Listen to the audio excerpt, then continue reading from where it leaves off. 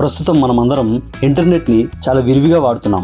మన దేశంలో ఉన్న సగటు ఇంటర్నెట్ స్పీడ్ 63.55 MBPSగా ఉంది. దీనికి మనమందరం 5Gలో ఉన్నాము అని సంబరపడిపోతున్నాం. అయితే జపాన్ దేశం సెకనుకు 1.02 పెటాబిట్లతో నడిచే ఇంటర్నెట్ను రూపొందించింది. అంటే 10,20,000 GB/సెకండ్ అన్నమాట.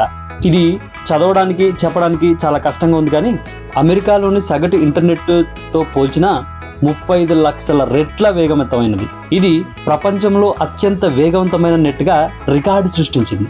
జపాన్లోని national institute of information and communication technology NICT ఈ వివరాలను వెల్లడించింది. ఆప్టికల్ ఫైబర్ల గుండా వెళ్లే డేటా స్పీడ్ను పెంచడంపై నిరంతరం పరిశోధనలు జరుగుతూనే ఉన్నాయి. సిగ్నల్స్ ప్రయాణిస్తున్న దూరం పెరుగుతున్న కొద్దీ డేటా స్పీడు బలహీనపడుతూ ఉంటుంది.